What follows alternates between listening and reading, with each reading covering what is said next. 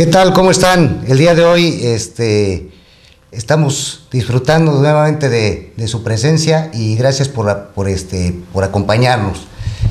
Les agradecemos de antemano que siga Cubículo Legal por Canal 154 y es muy importante para nosotros que siga enviándonos sus sugerencias, sus comentarios, sus dudas para tratar de responderlas de una manera pronta, rápida y eficaz. El día de hoy vamos a abarcar el tema de extorsión principalmente. Vamos a hablar de lo que es la extorsión telefónica y vamos a pretender agotar ese tema de una forma que nos permita colmarlo en 40 a 50 minutos probablemente, aunque sabemos que este tema requiere de una cantidad de tiempo mucho mayor para ser agobiado. Hoy nos acompaña, como siempre, la licenciada Virginia Naya, mi socia, y le agradezco y le doy la bienvenida al licenciado Ricardo Salas Bravo, su Procurador General de Justicia del Estado, Zona Tijuana. Muchas gracias, señor subprocurador. No, al contrario, muy amable por recibirnos en su programa. Pues primero que nada, señor subprocurador, y previo a agradecerle la invitación y que nos haga partícipe de toda la información que nos va a permear, quisiera que nos llevara un poquito al tema de lo que es la extorsión por diferencia de lo que es prácticamente lo que es el fraude. Hay gente que se confunde y que nos ha manifestado su inquietud en el sentido de que pues no sabe si se trata de un fraude o de una extorsión telefónica, no sabe cómo reclamarlo ante una autoridad, no sabe cómo encuadrar el delito, vamos. ¿Cuáles son las diferencias propias que existen entre el fraude y cuál es la facultad de usted, primero que nada, para la persecución de este tipo de delitos, ¿verdad? Y cuáles son los requisitos de procedibilidad de este delito? Claro, bueno, primero para acotar, las facultades del fiscal, las facultades del Ministerio Público divienen del artículo 21 constitucional, es decir, que dicho precepto constitucional establece la obligatoriedad del Ministerio Público de perseguir los delitos, ¿no? Todo tipo, evidentemente, dependiendo de su fuero, en este caso el federal o el local, y bueno, pues de ahí nace esa responsabilidad, aparte de una representación, evidentemente, de la sociedad. Por otro lado, yéndonos precisamente al delito en comento, que es la extorsión, y en la relación que dices, la diferencia que pudiera tener con el fraude, para poder ver cuál es la diferencia, tendríamos que primero decir, bueno, cuál es la finalidad de esos delitos. Y ambos delitos, tanto la extorsión como el fraude, tienen como fin obtener, en este caso por el activo, un lucro indebido, ya sea de la víctima o ya sea de un tercero. Los dos tienen esa finalidad. Y entonces dirán ustedes, bueno, ¿cuál es la diferencia? Bueno, la diferencia es que hay otra semejanza, por decirlo de esa manera, y es que en los dos el medio de cometer estos delitos es a través del engaño. Sí. Una vez vistos estos elementos, podemos determinar entonces cuál es la diferencia. En el fraude, el engaño se comete mediante maquinaciones, es decir, actos tendientes a caer en el error, en este caso al pasivo, para obtener ese fin que les digo de lucro indebido. Y por el otro lado, en el caso de la extorsión no es mediante maquinaciones, es mediante amenazas de realizar un daño cierto, real, inmediato, para obtener ese fin. Correcto. En este caso, por lo que hace a la conducta de la extorsión telefónica, ¿en qué consiste? Bueno, es una modalidad, evidentemente, de la extorsión telefónica, y en este caso se utilizan pues los medios telefónicos, vaya la redundancia. Estamos hablando del celular, estamos hablando del radio, estamos hablando de los teléfonos normales de casa, y en los últimos meses, específicamente en el mes de abril, la Procuraduría pudo medir que tuvimos una incidencia por lo que se refiere solo a ese mes, como el 100% más de lo que normalmente teníamos en materia de extorsión telefónica.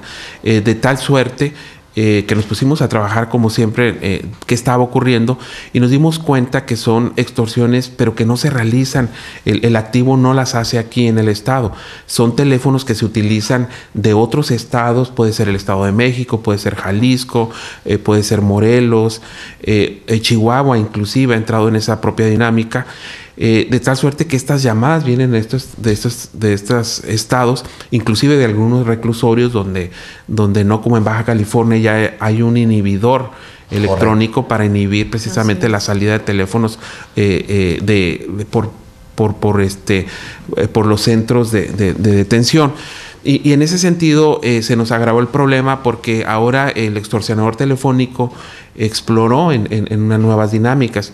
¿Qué es lo que pasa? Así para que la gente lo pudiera entender. Bueno, que el extorsionador telefónico habla a un número, sobre todo una casa, una oficina, y logra por ahí contactar a algún menor de edad, alguna persona de las que ayudan en la casa, y logra sacar datos confidenciales de las personas que moran en la casa.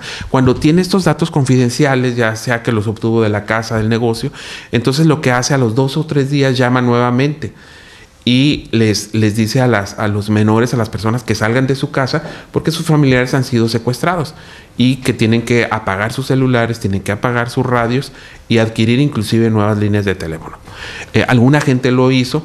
Y cuando esto pasa, bueno, pues les hablan a los papás y le dicen, pues tu hijo ha sido secuestrado, tu hija, etcétera, etcétera. De tal suerte que los papás lo primero que hacen, como todo mundo, bueno, es acudir al domicilio o a la escuela, y cuando verifican que no están, entonces les hablan por teléfono y tampoco obtienen una respuesta favorable. De tal suerte que ante esta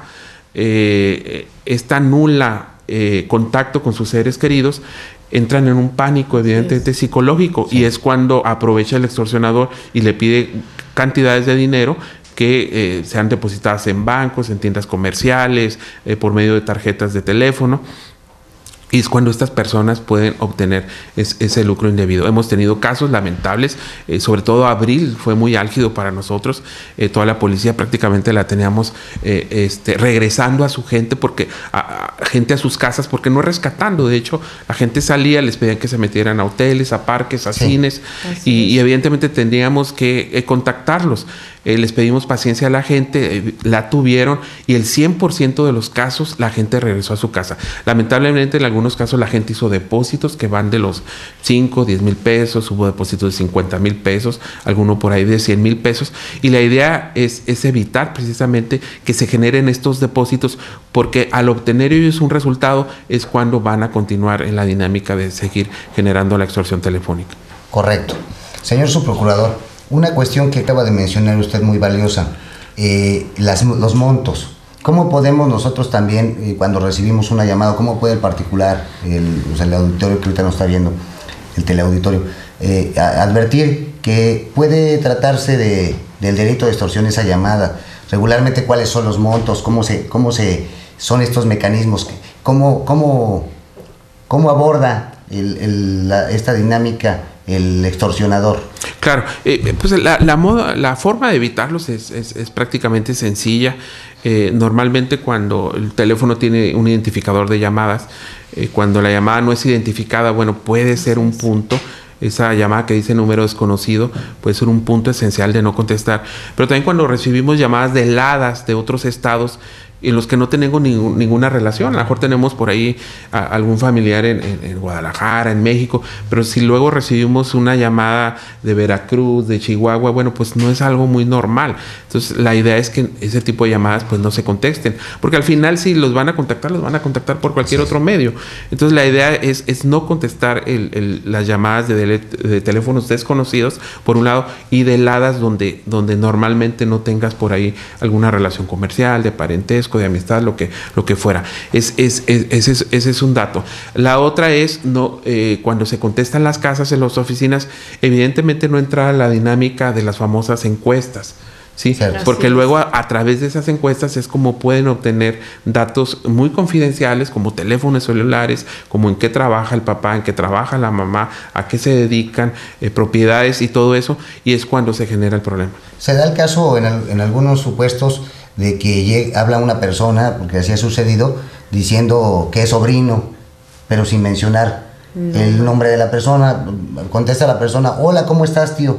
Y muchas veces la persona le sigue la secuencia y es cuando entra en esta dinámica. ¿Qué se sugiere en cuanto recibe uno una llamada en la que presuma uno que se trata de una extorsión? ¿Qué se le sugiere al particular? ¿Cuál es el mecanismo que se le dice al particular para protegerse, para permearse, para hacerse, vamos a decir, para no caer propiamente en esta conducta? Bueno, lo que estamos sugiriendo nosotros como Procuraduría es algo muy simple, muy sencillo. Es simplemente colgar el teléfono, colgarlo tal cual como se escucha, colgar el teléfono y contactarnos a los teléfonos que van a ver en pantalla. De tal suerte que puedan tener asistencia inmediata por parte de nosotros, por parte de Procuraduría, por parte de gente experimentada de la propia Procuraduría en ese tema, y comentarles que el 100% de la gente que se ha acercado a Procuraduría no ha tenido que realizar un solo depósito y sus familiares han regresado sin mayor problema. Han sido el 100% de los casos de extorsión telefónica resueltos y en ningún caso la gente ha sido privada de su libertad. ¿A partir de cuándo, señor subprocurador, se han empezado a arrojar estos resultados de efectividad del 100% en el delito de extorsión? Bueno, lo tuvimos ahora el mes pasado, en abril, precisamente con esta incidencia que se desbordó, que subió mucho. Tuvimos que apoyarnos de otras áreas de la propia Procuraduría para enfrentar este tema, pero con un resultado muy bueno. Porque les comento, el 100%, les reitero, de los casos lograron regresar las gentes a su casa sin mayor problema. Ahorita seguimos en números normales, por decirlo así. Evidentemente, pues la cuestión delictiva nunca se va a acabar, pero con la ayuda de la gente, con su denuncia, con la aportación de pruebas, con la aportación de evidencias, pues siempre vamos a llegar también a quienes realizan estas conductas delictivas. No se vaya, después de un corte regresamos nuevamente. Tenemos aquí al Subprocurador General de Justicia del Estado, Zona Tijuana. Vamos a regresar y nos va a despejar todas nuestras dudas.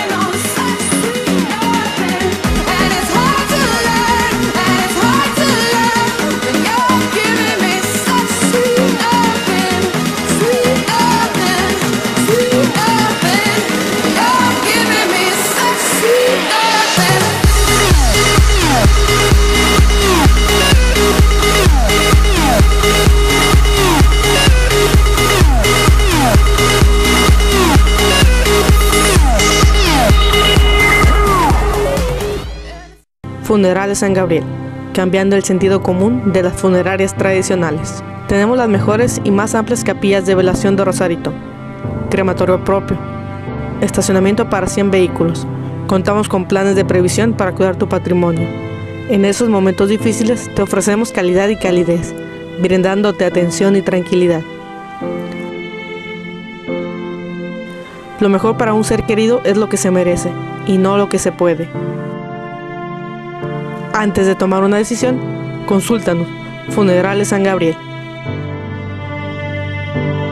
Viajando por las galaxias buscando los mejores precios. Paleta de res, 64.90 kilos, qué barato. Aceite vegetal Cártamos, 18.90, qué barato. Pechuga de pollo y sin hueso, 44.90 el kilo, qué barato. Los esperamos en la sucursal Otay. ¡Qué barato! ¿Tienes hambre? ¿Estás aburrido? ¿Necesitas comprar algo?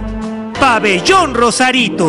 Aquí tenemos preparadas muchas sorpresas y eventos para toda la familia. Ven y visítanos. Pasarás un rato agradable e inolvidable, porque en Pabellón Rosarito disfrutas de...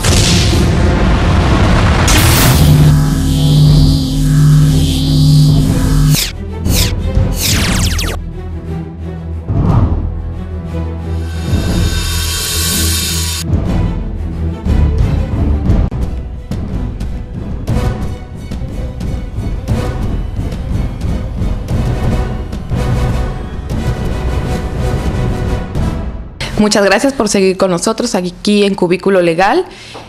Continuamos con la temática del delito de extorsión y como bien tocaba el tema el señor subprocurador en relación a la prevención que se da a este delito, ahora yo le pediría que nos comentara qué sucede cuando las personas reciben la llamada y que por alguna circunstancia contestan esta llamada, qué es lo que deben de hacer inmediatamente al colgar esta llamada. Bueno, inmediatamente de colgar esta llamada, comunicarse, como les decía en el segmento anterior con nosotros. El teléfono expresamente es el 104-2830. Es un teléfono directo de Procuraduría, directo a la Subprocuraduría. Correcto. De tal suerte que nosotros podamos contactarlos y evidentemente de manera muy rápida otorgarles asistencia para poder salir de la dinámica de la extorsión telefónica. Esta asistencia que se les otorga o esta llamada que se da vía telefónica, ¿en qué consiste o qué es lo que se les comenta un poquito a las personas que están siendo afectadas por este delito? Esta dinámica se divide en dos.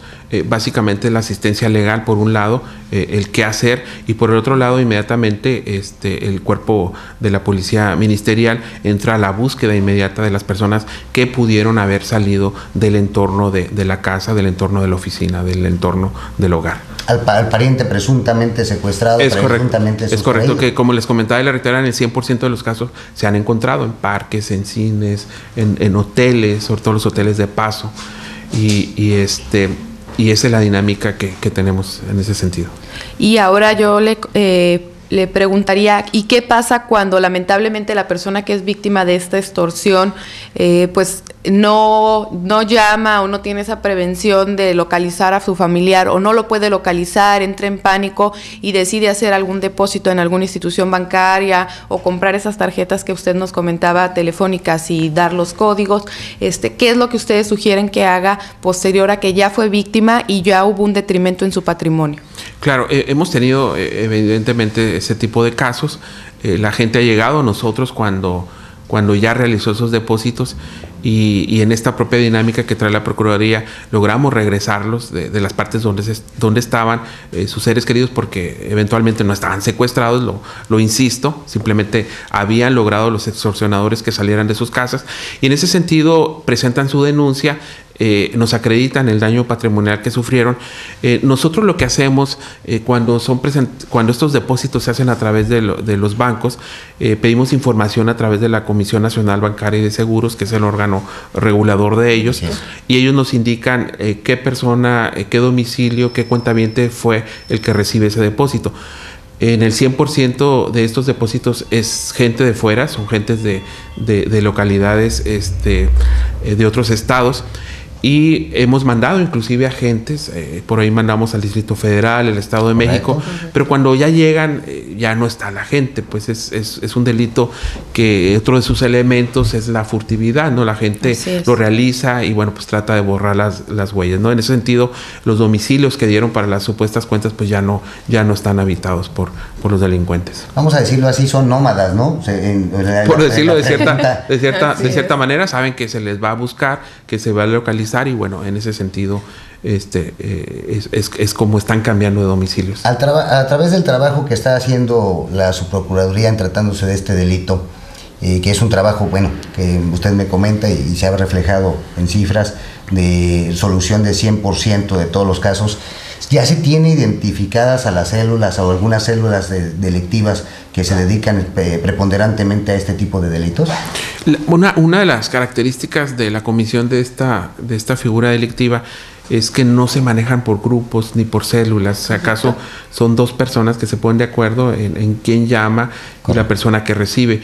Pero no se manejan como el tipo de la delincuencia organizada, por células o inclusive grupos más grandes. Es una de las características que tiene. Es poca gente que se está moviendo, pero no tiene que ver en gran parte, no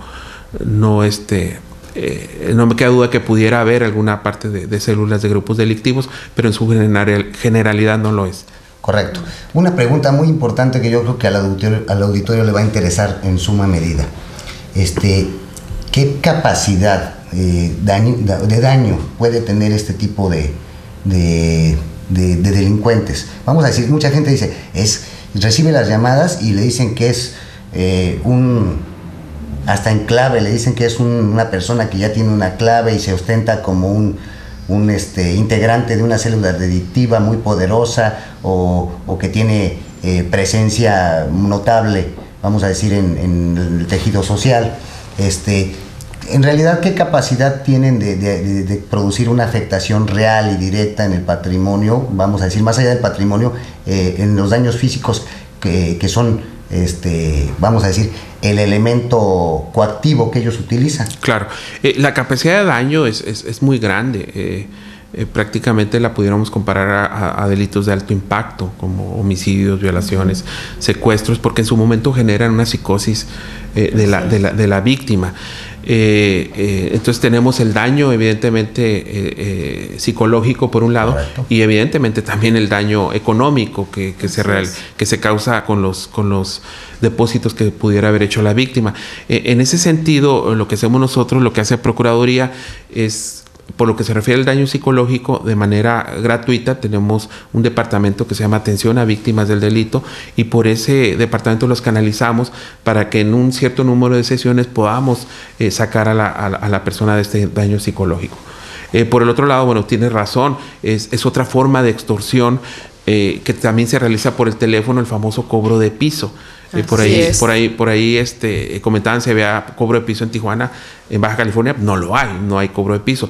Hay una modalidad de extorsión que con el presunto cobro de piso, bueno, se realiza una extorsión telefónica. Eso es otro tipo de modalidad. En este caso se habla a empresas, se habla a negocios, y se les dice que para el extorsionador, que para poder seguir operando, dice que pertenecen a tal o cual cartel, a los Zetas, a una célula delictiva, y con eso pretenden obtener un lucro indebido. Pero no se trata de ningún cobro de piso. Se trata única y exclusivamente de una extorsión de carácter telefónico. ¿Qué pasa también en los casos en que las extorsiones no se dan por personas ajenas a la familia, sino que es alguna persona, inclusive probablemente el hijo, que toma incluso dinero de los papás, se va a un hotel y se encierra, le dice a un amigo, habla, di que estoy secuestrado, que necesitas hacer esto, mis padres necesitan depositar algún dinero? ¿Qué pasa con este seguimiento? ¿Se ha dado en Tijuana? ¿Se ve este fenómeno? ¿Qué tratamiento se le da? No es muy común, pero sí tenemos casos registrados, y no solamente registrados, hemos ejercitado acción penal contra precisamente familiares que se han hecho pasar por secuestrados y se ha obtenido por ahí algún lucro de los propios familiares. Hay una figura muy específica que es el autosecuestro. Correcto. Hemos hecho consignaciones en ese sentido, y actualmente por ahí se están procesando algunas personas. En ese sentido, usted me está prácticamente afirmando que estas personas que se dedican a esta conducta delictiva no pertenecen de ninguna forma a una célula delictiva del crimen organizado, que las células delictivas del crimen organizado no se dedican a las extorsiones. Normalmente no, son personas, algunas son presos en algunos otros estados, cárceles de algunas otras localidades, se ponen en conjunto con una o dos personas, y normalmente no lo son. Pudiera ser, ¿verdad?, que por ahí alguna parte de alguna célula delictiva podría estar inmersa en esta dinámica delictiva, pero normalmente es otro tipo de personas. O sea, que como excepción, a veces pudiera ser, pero claro, la regla general obedece a que son grupos aislados, no pertenecientes a estas células delictivas, es correcto, sino más bien son de carácter nada más intimidatorio y no tiene ninguna fuerza real de manipulación más que la psicológica, ¿verdad? Es correcto. Aquí finalmente es todo lo que pueda generar una psicosis en la víctima. Correcto. Otra de las situaciones que se da con este tipo de delitos y que quisiéramos nos tocaran un poquito el tema, ¿y qué pasa cuando se les llama a las personas y se les dice ganaste un premio, un auto, un teléfono, o te ganaste 100,000 pesos, pero para poder entregártelo necesitas depositar tal cantidad en tal cuenta bancaria?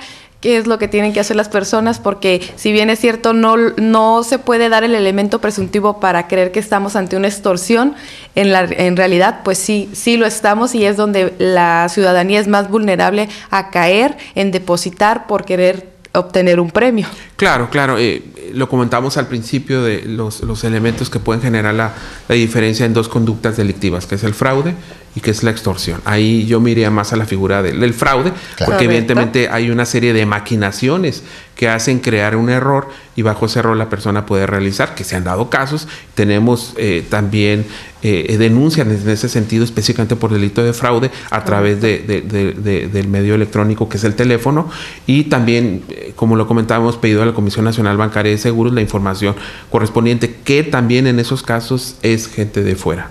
Correcto, pero si llegan a llamar a la misma línea que nos acaba de hacer el favor de comentar, se le da el mismo tratamiento, pero se encaminaría al área enfocada de fraude. Claro, evidentemente la asistencia legal que les podamos dar es en todos los delitos. Sí, exactamente, ¿no? O sea, uno les hace de conocimiento de los hechos y usted nos da el derecho, claro, ¿cierto? Regresamos después de este corte, no se vaya.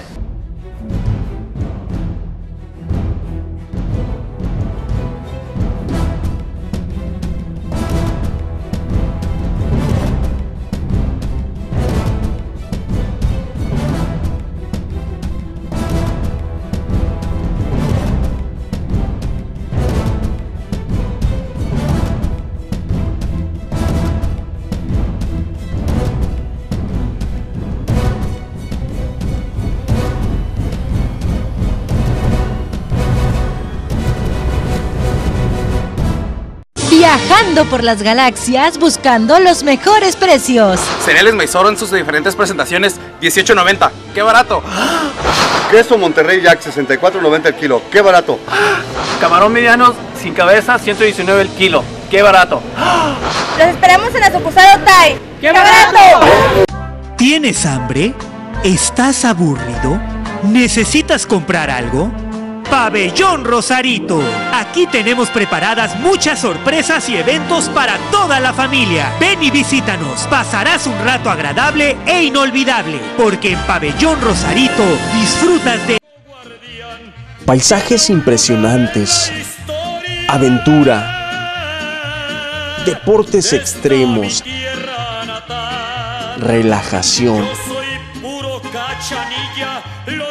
pueblos mágicos. Todo eso y mucho más lo encontrarás en el estado. Conoce Baja California por TV Rosarito.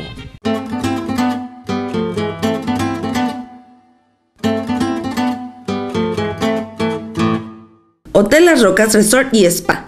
Ven a consentirte en el spa del Hotel Las Rocas, con 7 salas de masaje, terapistas para hombres y mujeres. Relájate con nuestros masajes, sauna, manicure, pedicure y faciales. Todo en un ambiente de tranquilidad y descanso. Hotel Las Rocas Spa, el spa con espíritu.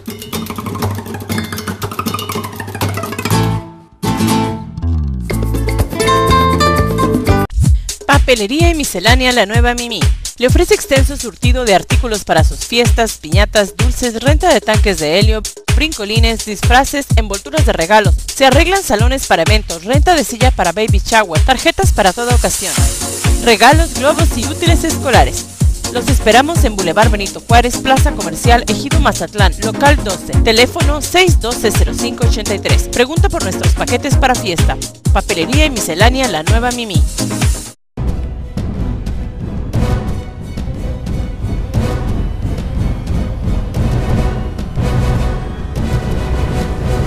Continuamos aquí en su espacio Cubículo Legal. Seguimos contando con la distinguida presencia del señor Subprocurador de Justicia del Estado zona Tijuana, y le queremos seguir preguntando respecto a este tema.